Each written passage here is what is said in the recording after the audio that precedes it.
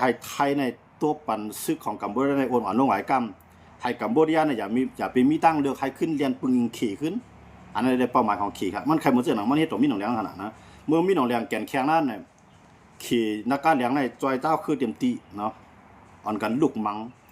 มีหนองแรงก็ในพวกมีหนองแรงจำเตร่วมจำเตก้อยเอาในมีหนองแรงนั้นมีตั้งเลือกก็ได้นะกว่าจูรัสเซียก็ตั้นไกลน่ะเนาะกว่าจูต่างเมืองมีใจมาจอยก็เลยขึ้นเรียนกรมหาขี่ครับเนี่ยกำลังส่วนมากในขี่ในไรใจกินทั้งสองก็มันจะเจ้าคือสุก็กึดได้ว่าสุ่มกึดก็ได้ปันมาในทุบสุดที่เดียวเจ้าคือก็เลยกึดก็ในมาในพวกมันเฮ็ดจ้าก็ได้ลูกของเจ้าคือจะได้มังว่ามีหนองแหลงนะมีหนองแหลงก็เลยถอนขี่มันเลยในขี่ได้มันใครวางแผนจังไหนครับนะมันใครวางแผนจังไหนก็ใน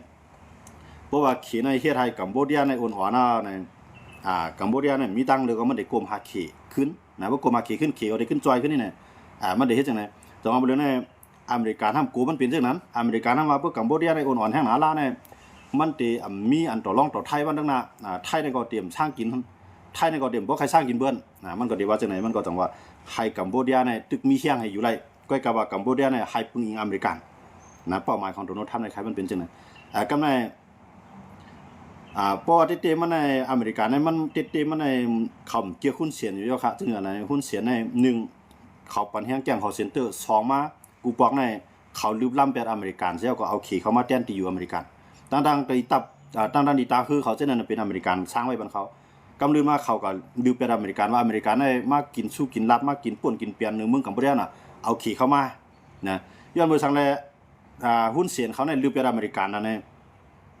งย้อนเมื่ออเมริกันนั้นซ้ำบีบให้เขาในเปลี่ยนผังเลือกตั้งอันเพียงเพียงมันจะหนังสมรังสีก็มีศูนย์เลือกตั้งเต็มที่หุ้นเสียนเราจึงมีศูนย์เลือกตั้งเต็มที่ก้อยกาอย่าไปใจอานาจต่อกันให้เรื่องเลือกตั้งเลยลองเพียงก็ในหุ้นเสียนำใครคุบอำนาจเนาะใครปันให้ผู้ใครปันให้ก้นเมืองในเลือกตั้งในรถแล้วจังไรว่าอเมริกันในแทรกแซงการเมืองเขาน่ะมาอยู่ในเมืองเขาเนี่ยก็ในหุ้นเสียนเขาซ้ำอเมริกันในเขาเอาหรือเป็นอเมริกันครับนะก้อยก็หรือเป็นอเมริกันให้อะไรอเมริกันซ้ำยื้อด่านว่านั่นมันจะคือยื้อกันครับมันมีปักเบื้องวงกลางถึงเมืองอยู่ครับเนาะมันจะว่าอเมริกันในเฮี้ยงมันใหญ่นะมันเลยเข้าเฮี้ยงซึ่งมันก็ตั้งในเมืองไรในมันจะเฮ็ดไรครับนะมันจะเฮ็ดไรนะมันจะมีปักเบื้องวงกลางซึ่งเมืองมาอยู่เมืองเรียกก็ย่อตื่นเต็มมีนคุ้มครองมันเนาะเมืองใหญ่ก็ตื่นเต็มมีนคุ้มครองใกล้กับเมืองใหญ่นั่นเดลเป้ปูนนั่นนะครับเนาะมันจะเห็นว่าพวกเมืองเรียกได้มันเปิดได้มาจอยมันก็มันได้เทื่องอยู่เนาะใกล้กับพวกเมืองใหญ่ได้มันตื่นมีเชียงให้เป้ปูนไว้นั่นขนาดเนาะแต่ว่าให้เพราะว่าอเมริกันในเต้ๆอเมริกันในมาย้อนตังตับซึกในเมืองไทยในมาย้อนมาถึงแล้วใกล้กับไทยมันย้อมปันครับนะไทยมันย้อมปันอันปันในปันดีกว้างมีนมือกูบอกขนาดอุดรเผาในได้ปันกูบอกในย้อนว่าโลกามังเวียดนามกูเวียดนามในเข้ามาลึกล้ำถึงในเมืองไทยเมื่อนั้นได้ไทยกับปันอเมริกันตั้งไว้ในหันเนาะไว้เสียนั้นก็มีได้รับได้มีอยู่พองฮะนะอันอเมริกันให้ได้รับได้มีอยู่พองในเมืองไทยนั่นก็กะว่าให้เพราะว่ามีอาณาได้เดียวว่าในไทยคำปันมีจังเงินในไทยว่าพวกปันอเมริกันเข้ามาอย่างหนาลากขี่ในก็ได้หันพิษเขามือเลยในตรงว่าตั้งขี่ตั้งอเมริกันในเขาอย่าไปเกื้องกับจู้ภายในภายนึงอย่างน่ะสังเวียนอย่าจูก็ให้มันกึ่งกันไว้จังไหนเนี่ยไทยเขาได้เขาเฮ็ดจังนั้นนั่นค่ะเนาะยันบ่จังนั้นในตรงว่าก็ในอเมริกันเนี่ยมันว่าเอาผลประโยชน์ว่าเนาะเพราะว่าพรดีว่าเนี่ยเพราะว่าอเมริกันได้เข้ามาอยู่ในกัมพูชาเนี่ยมันได้ค่าน้ำหนักดอกขี่ไหลกำสื่อนะแต่ว่ามันก็มันจะของหังเอาใจหุ้นเสียนเขารู้ๆนั่นค่ะเนาะติเป้าหมายอเมริกันเนี่ยมันใครเอาสมรังสีเข้ามานั่นค่ะแหละติมันนี่ค่ะนะก็ในขี่ทำฮู้ว่าบ่สมรังสีเข้ามาในนี้เนาะก้นเมื่อได้เลือกสมรังสีขี่ก็จริงกันในให้ไทยในทุกกัมพูชาดีก่อนในเป้าหมายของมันค่ะนะเมื่อไรกัมพูชาเนี่ยมีตั้งหรือก็ในปืนยิงขี่เต็มที่ขึ้นกลมกับจุดขี่ทางกั้มพวกอเมริกันเนี่ยจอยมันไม่ได้กลมกับจุดขี่ขึ้นนะตรงนู้นคิงหุ้นเสียนเนี่ยนะเมื่อไรมันไปกลมกับจุดขี่ติย้อนเบอร์3ย้อนเบอร์มันย้อนเบอร์ขี่ในอำป้อใจในหุ้นเสียนลองอันมันมีโครงแก่งคอเซ็นเตอร์ไว้นะครับเนาะแก่งคอเซ็นเตอร์ในส่วนใหญ่เป็นของขี่เป็นก้นขี่ขนาดเนาะเป็นก้นของขี่ก็ในที่ไหนก็ในหุ้นเสียนเนี่ยห้องอเมริกันมากนะครับเนาะห้องอเมริกันมากเพื่อนในเขาลงมันจะเหมือนขี่ก็พิจัยขนาดเขาลงตื้นล่างมาสู่ตั้งนานตั้งหลายเนี่ยกำลืนมาสู่ฮักหลังเข้าสู่ใครเอาอเมริกันเข้ามาเนี่ย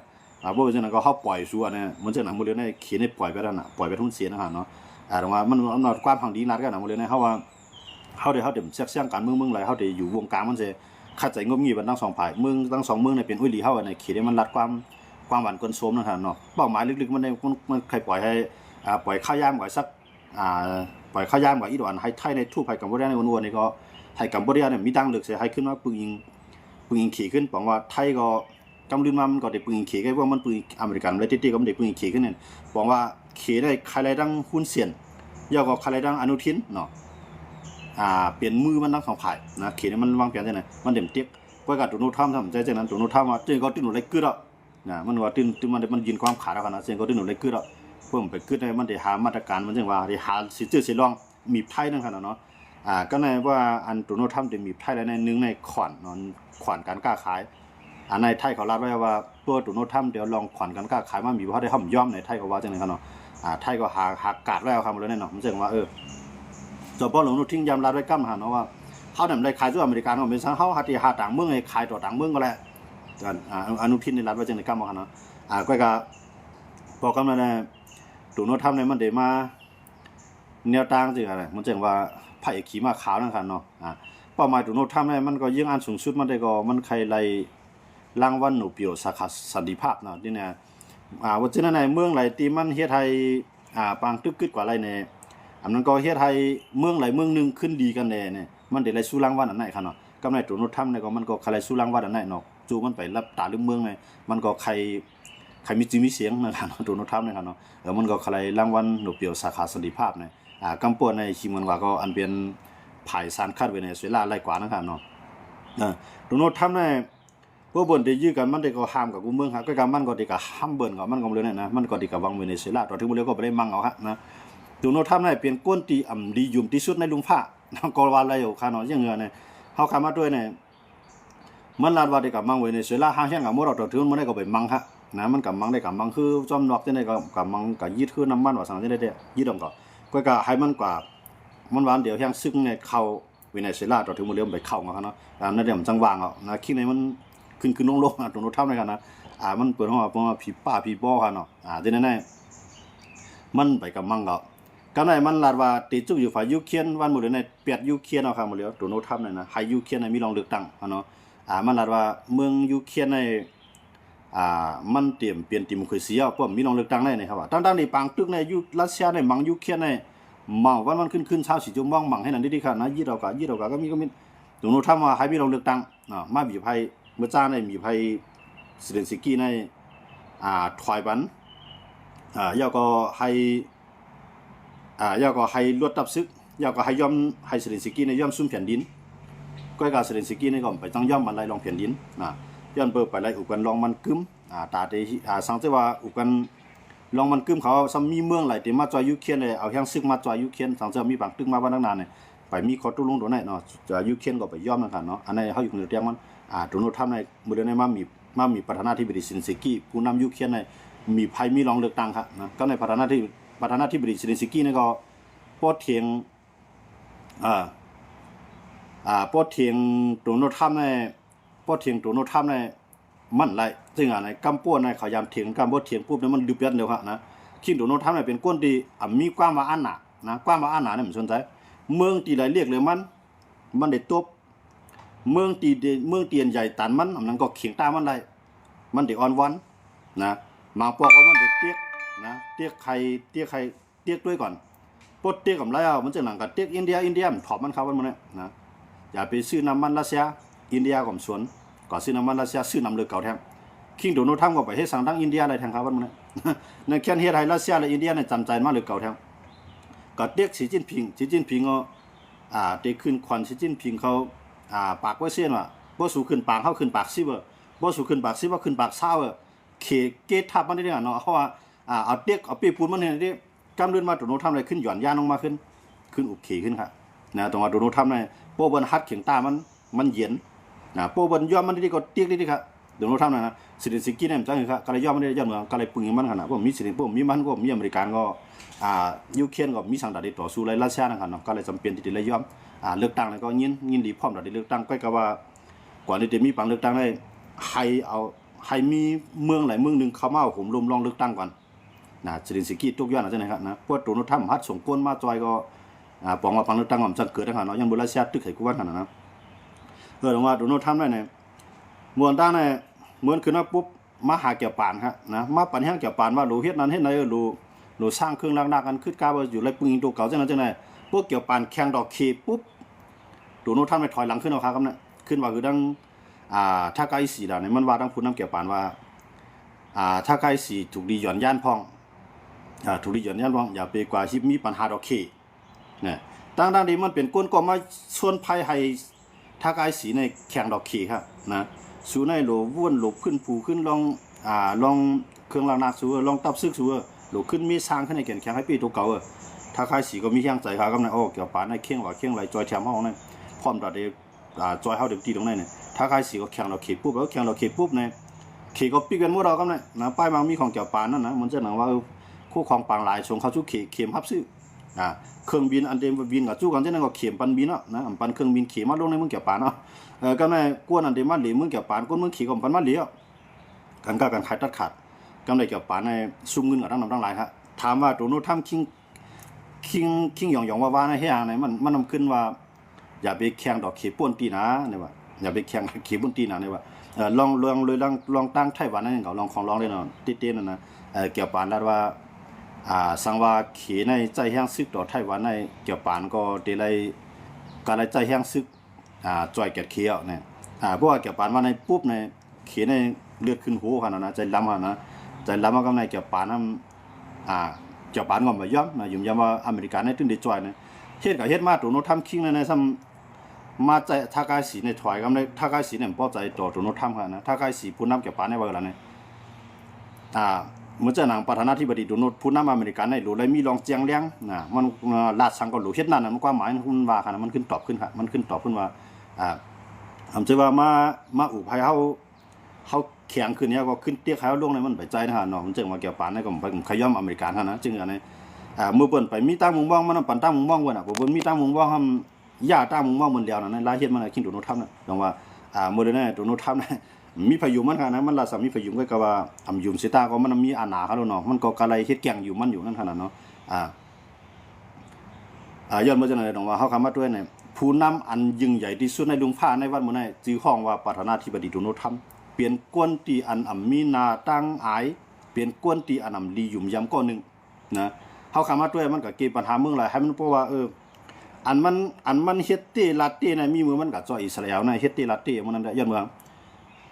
มันในอันมันหอบมันอุ้มไว้ในปันเหี่ยวกุมเมียวในมันเป็นอิสราเอลนะตาได้เอาอิสราเอลในค่าน้ำหนักต่อตั้งตาวันออกกลางเนาะเอาไปเขียงต้าดอเอาไปเขียงต้าดออิหร่านเขาในมันก็ต่างเมืองในเมืองอันเล็กๆลอกๆอันที่จังมีแนวตั้งกึ่งจุลเซียนั้นให้เอาอิสราเอลในไปหลอกไว้ตาสิจังว่ามันปันให้อิสราเอลเต็มที่มื้อนั้นได้มันก็จอยอิสราเอลในตึกเต็มที่พร้อมตึกเต็มที่เอากำบังให้ดีปื้นที่โครงสร้างนิวเคลียร์ของอิหร่านนั่นค่ะเนาะอันนั้นได้เฮาอยู่เมื่อว่ามันเฮ็ดติลัดติค่ะเนาะก็หรือนั้นได้หรือสินั้นได้เฮามาด้วยในมันไปเฮ็ดติเดียวว่าค่ะเนาะมันไปให้เพราะว่าผมเฮ็ดหลายผมเฮ็ดเราได้ส่งซื้อเข้าหมังจังนั้นได้มันไปมีค่ะนะเมืองไหนก็อย่ามันจะมันเฮ็ดให้ยูเครนรัสเซียเกิดบางตึกกันมันว่าภายใน1ปักวันในหายเย้าวันมื้อเดือนในมันก้าวค่ะแหละไล่มาเป็นบริเวณปีไปเย้าไรฮะนะผู้เริ่มเย้าเสียมก้าในปลายประเทศไทยรัสเซียในเป็นไผปี้เตียกยูเครนกะว่ากะเปลี่ยนครับแล้วนั่นนะเครื่องแล้วนะก็ว่าเตรียมส่งปัญญามันว่าทางยูเครนน่ะนะว่าเซเลนสกี้น่ะมีรองเลือกตั้งนำหลายนะว่าได้ให้เซเลนสกี้น่ะมีรองเลือกตั้งนะประธานาธิบดีเซเลนสกี้มีตั้งเด้อครับยินดีตาที่เลือกตั้งนะครับว่าตั้งในเมืองมันในยะปังตื้อเอา24ชั่วโมงนะที่เลือกตั้งหลายจังหือก็กะโดนทำได้สนใจมันกล้วยโหลให้มีรองเลือกตั้งให้หลายไผปี้ไปซุ่มไว้ซะก่อนก็กะโหลให้มีปังเลือกตั้งมันได้เตียกมันเตียกหลายแหลมหลายขนาดเตียกให้เซเลนสกี้ยอมซุ่มเพียนลิ้นเซเลนสกี้ก็ว่าตาซุ่มเพียนลิ้นนะฮัดได้เลยอุบกันก่อนตาที่ไรอุบกันลองมันกึ้มก่อนว่าพอเฮาอุบกึดตึกกันยาวหน้าเนี่ยตีเอาซึกยุโรปนั้นก็ซึกจัดจึงลุมผ้าในมาอยู่ในเมืองเฮาเฮียก็แกดเคปันสังว่ามีพี่มาวันนั้นน่ะให้มีซึกกันในคำว่าแกดเคจอยเนี่ยเตมีเมืองหลายเนี่ยเตมีหลายๆเมืองเนี่ยยูเครนตั้งความถามกันที่ไหนยุโรปเขาได้เขาพ่อมาค่ะแต่ได้ส่งเข้ามาก็กับอเมริกันซะว่าไปฮันดีแต่เดียวซึกยุโรปเขาในเมืองยูเครนมันจะยิ่งเป็นปัญหาใหญ่ที่เป็นปังตึกใหญ่นะยุโรปอเมริกันนี่ก็ไปฮันดีครับนะก็ยุโรปเขาได้เขาพร้อมใครส่งก็การรัสเซียนี่ก็พร้อมก็ในอเมริกันนี่ก็ไปพร้อมพวกเปลี่ยนมาปุ๊บเนี่ยมันจะเป็นปังตึกใหญ่นะฮะเนาะทางอเมริกันนี่มันไปใครพร้อมแต่ได้เป็นปังตึกใหญ่สำหรับเป็นปังตึกก็ให้มันเป็นตัวเตี้ยนมันก็อย่าไปให้ตัวมันอะไรเข้ามันเฮ็ดหมดเลยนะประธานาธิบดีโดนัลด์ทรัมป์นะตรงว่าเขาถึงว่าโดนัลด์ทรัมป์เนี่ยเปลี่ยนเปื้อนไทยของว่าผีป้าผีป้อเนาะแต่ห้องว่าหยองว่าเดี๋ยวว่าจังไหนมัน มันลัดความเป็นความขนาดนะเป็นผู้นำลงลุมผ้าแน่เพราะว่ามันสั่งเฮ็ดเหลี่ยมเฮ็ดก็มันหลุมมังไว้คำเดียวที่มันหลุมเป็นอย่างนั้นนำเจอน่ะภัยกำแพงมันไล่เขาลุ่มนะฮะก้อยกับมันนำเฮ็ดน่ะนะเหมือนจังนั้นลองเมืองมาเนี่ยกูบอกมันก็ลัดจอมก้ามครับมื้อเร็วเย็นเจ้าครับเฮ็ดกับเฮ็ดมาเนี่ยไปเฮ็ดสังดังซึกมาในเมียวครับตุโนทำนะหรือสิว่าปิกไปบางมีนี่นำแกกำในทำไปว่าเมืองมาในกัดเย็นดีขึ้นมาว่ากวนเมืองมาอันไปพี่บางตึกเช่นก็หลุกขึ้นมือขึ้นว่านี่ตุโนทำครับย้อนไปจากนั้นเข้าถึงลัดว่า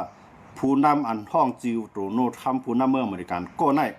เปลี่ยนกวนปีอำนายุ่มย้ำอำลียุ่มย้ำเนาะลียุ่มย้ำอันนั้นจะข่าวว่าก็เร็วครับเหมือนจะหนังสือข่าวไทยเขาในสื่อข่าวผู้ทัศนการเมืองเขาในเปิ้นตื้นกว่าเปิ้น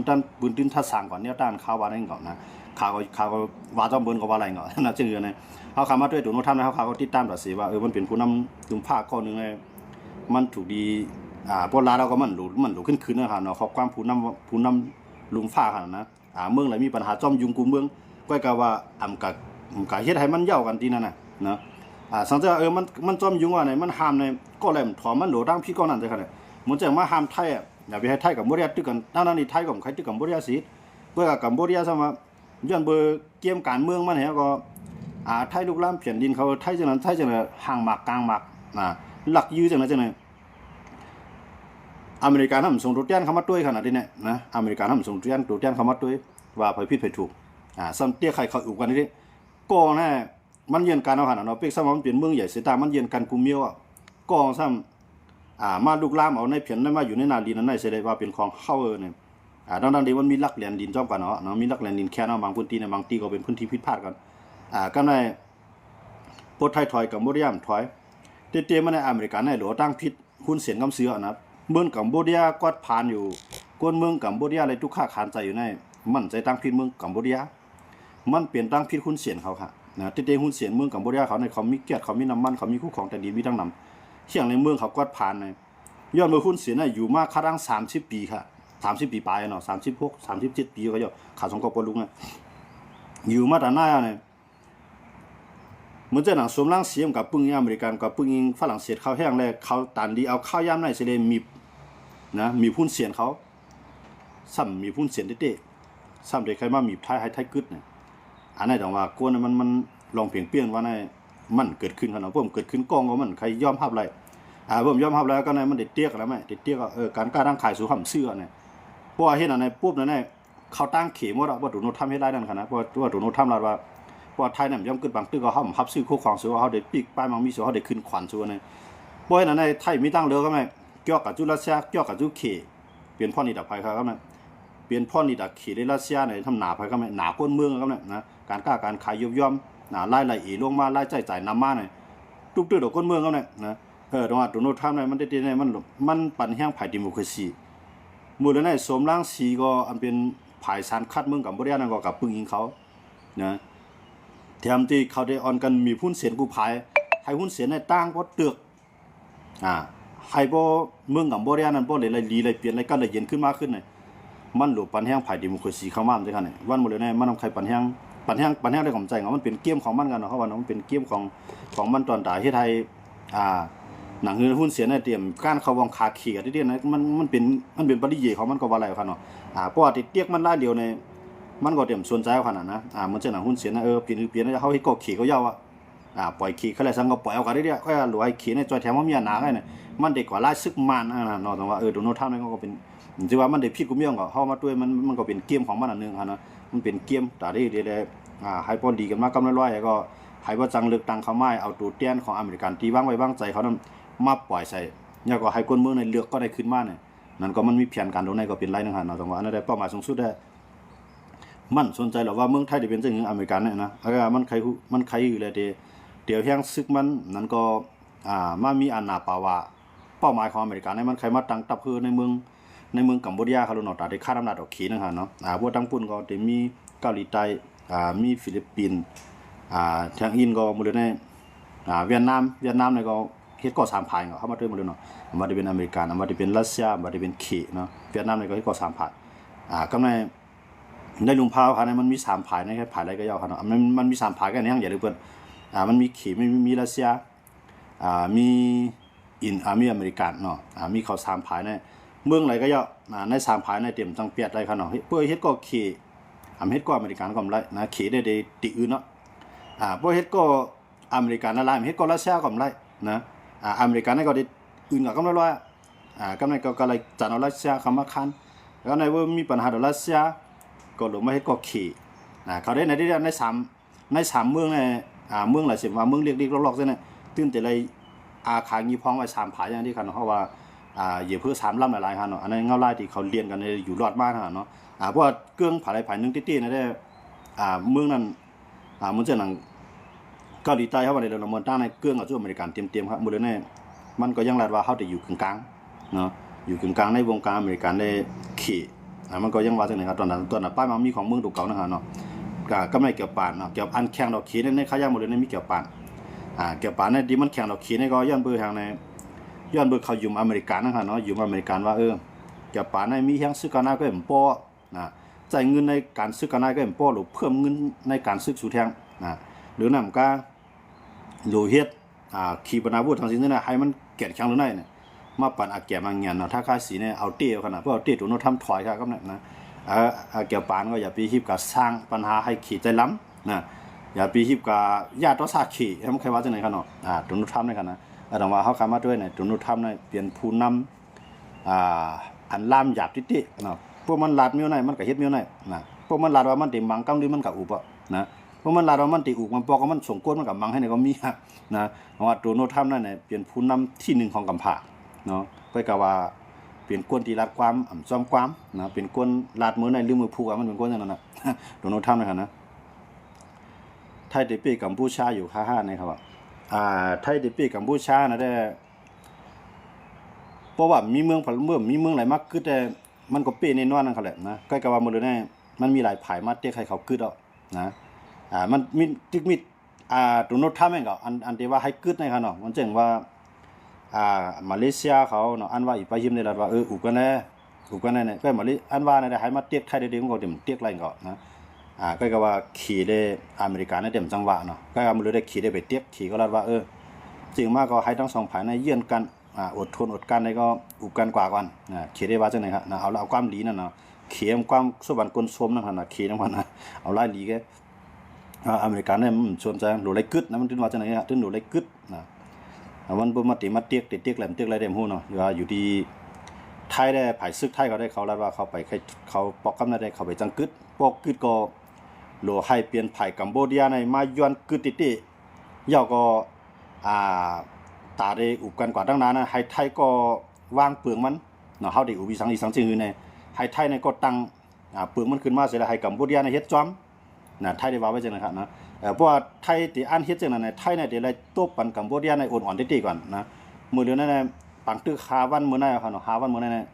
กัมพูชาได้ห้องหาตั้งได้ดังเหนือครับหรือให้เสียกหรือให้ประเทศที่3เนี่ยหมายถึงว่าเมืองที่3เนี่ยหมายถึงว่าเมืองใดเมืองนึงเนาะให้เข้ามาจิกขายให้กึดไรกำเดียวเนี่ยกัมพูชาได้ห้องหาที่เนี่ยก็ไทยได้ไปห้องครับไทยลาดว่าไปหลวเอาไผมายุ่งมื้อนี้มันเป็นวงการ2จึงเมืองได้แกให้2จึงเมืองในเคปัญหากันก่อนอุบกันก่อนให้2จึงเมืองในกี่ปัญหากันทั้งก้อยก่อนในไทยได้จุกมันอยู่แนวตั้งอันนั้นครับเนาะอันนั้นก็ขึ้นอยู่ที่ว่าตัวโนทำนั้นเต็มมีอนุทินจึงมื้อนี้จอมพ่อหลวงอนุทินมันมีอายุอาศักที่เป็นจอมพ่อหลวงมันในติๆในเขาตกลงใน4เดือนในขนาดเนาะในครั้ง4เดือนก็สังเกตว่ามันมีปังตึกในวันที่31วันที่31ในมันปลดโหลยุบสภาครับจอมพ่อหลวงอนุทินในขนาดมันเต็มก้อยก็ว่ามันจะมามีปังตึกไปจังยุบสภาเนาะยุบสภาในหมายถึงว่าย่าไปลงบองจึงไงก็ขึ้นค่ายอานาบันก้นเมืองนั่นขนาดเนาะในความไทยของว่ายุบสภาในขนาดเนาะก็ในบอกว่าตัวนู้อันจอมพ่อหลวงอนุทินในมันก็ดิ้นลาดว่ากุมเมียวๆเนี่ยเฮาปืดไฟเขียวปันซึกภายซึกเฮ็ดเต็มที่เนี่ยมีอันโหลไล่จอยจึงลงปองจึงพร้อมได้ซับฟอร์ดปันพร้อมได้จอยปันเต็มที่เนี่ยมันงอยุคปันซึกหั่นเนาะกำในมันหลายลาดว่าเตไปมีลองอุบโอ้กันเตไปมีลองลัดลองกึดตึกกันตัวนู้นทำจอมพ่อหลวงอนุทินในลาดไว้จังได๋กำในไทยก็ซ้ำซึกไทยเขาก็ซ้ำว่าจังได๋แต่ว่าซึกได้ลงปองจึงนะมื้อในลงปองจึงในมันได้ถ่อมซึกไปแล้วนะย้อนเมืองในมันเปลี่ยนลงปองจึงเสียงครั้งน้อยนั่นค่ะเนาะเสียงมันเนาะเสียงมันแล้วก็ไล่โฮมมาหลายๆปาร์ตี้มาโฮมกัน มันเป็นลงบองจึงที่สิกเสียงเอหรือเสียงภายสารคัดนะครับเนาะภายสารคัดในนำเลยสิภายลงบองจึงนำเดียวนะแต้มพ้องของนั่นกันเนาะเฮ้ยนั่นเลยถ่อมไทยเอาใจอะไรถ่อมซึกไทยเอาใจซึกไทยว่านั่นกันเนาะเพราะฉะนั้นเนี่ยขึ้นอยู่ที่ว่าซึกไทยในตัวกัมพูเดียในโคตรลงกว่ากะหือยาวเนาะเครื่องล้างนักมันกว่ากะหือยาวเฮียงซึกอันใดมักกำยันต่อหน้าซึกไทยเขาในลดกว่ากะหือยาวในไทยเขาได้ต้วยเงาลายอันไหนเสซึกไทยเขาได้ต้วยเงาลายอันไหนเสเลยพอถึงอันที่ว่าไทยเขาต้วยหันว่ามันเต็มเป็นเพศของเฮาไรบ้านนักหนาอ่ะสังว่าอุกก็เขาได้เฮ็ดจอมยาย้อนเปว่าซึกไทยเป็นไผปีปูนยาวเนี่ยเมื่อนั้นซึกไทยได้ย่อมกึดเนี่ยไผซึกเขาได้เขารัดไว้จังได๋คั่นเนาะอันใดก็จอมเขาได้จอมเฮ็ดจอมหนังเขารัดได้ก่อนจังว่า